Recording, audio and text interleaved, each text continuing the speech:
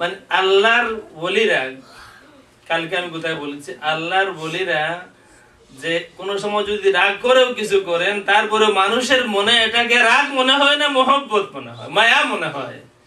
এক ওলির জিন্দেগির সবচেয়ে বড় সিক্রেট হলো যে কারণে তিনি আল্লাহর কাছে প্রিয়, যে কারণে তিনি মানুষের কাছে প্রিয়, যে কারণে তিনি কিয়ামতের ময়দানে আল্লাহর এত করিব হবেন, আম্বিয়া কেরামের মনে প্রশ্ন আসবে কি করে তারা করিব হলো, আর কিছু না, সিক্রেটটা হলো তারা দুনিয়ার মানুষকে আল্লাহর ওয়াস্তে মহব্বত করে।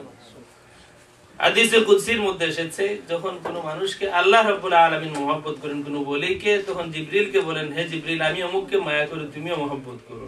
জিবরিল তখন ঘোষণা দেন আসমানে, হে আসমানবাসী, অমুক আল্লাহর প্রিয়, অমুক আমার প্রিয়, তোমরাও তাকে প্রিয় বানায়া নাও।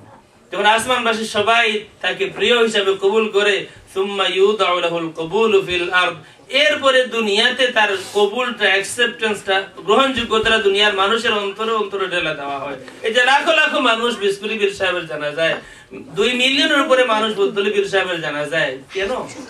মানুষের অন্তরকে শাসন কিভাবে করা হলো, কি করে মানুষের মনে এই আবেগটা সৃষ্টি হলো যে আমি অমুকের জানাজায় শরীক হতে হবে, দুনিয়া থেকে শেষ বিদায় ওনাকে দিতে হবে, আমার হাজির হওয়া লাগবে। কি করে? আর কিছু না, না দেখা অদৃশ্য গায়েব একটা সম্পর্ক, সেটা হলো তারা মানুষকে আল্লাহর ওয়াস্তে মহব্বত করেন। আমরা ফজলি সাহেব হতে পারবো না, বিসকুলি সাহেব হতে পারবো না, কিন্তু আমরাও মানুষকে আল্লাহর ওয়াস্তে মহব্বত করা শুরু করি, মানুষকে আল্লাহর ওয়াস্তে মহব্বত করি। মানুষ আল্লাহর বান্দা, মুসলমান নাও হতে পারে, কিন্তু সে কিন্তু আল্লাহর বান্দা। মানুষ হিসাবে তার যেটুকু পাওনা সেটুকু আমাকে তাকে দিতে হবে। এক ওলির দরবারে দেখবেন হিন্দুরাও আসে, অমুসলমানরাও আসে, সেও তার পাওনাটা পায়। কেন কেন তাড়াইয়া দেন না?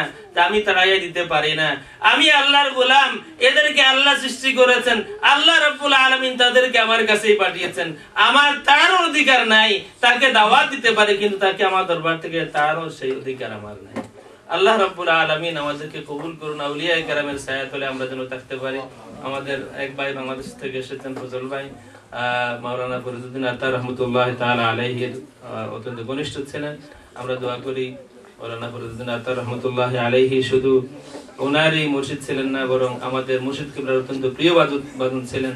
আল্লাহ রাব্বুল আলামিন ওনার দরজাও বুলন্দ করুন, বিসকুলি পীর সাহেবের দরজা বুলন্দ করুন, এবং আমাদের ফজলি পীর সাহেব কুলা মুর্শিদ কিবলা রহমতুল্লাহ আলাইহি দরজা আরো বুলন্দ করুন। আমিন। আসসালামু আলাইকুম।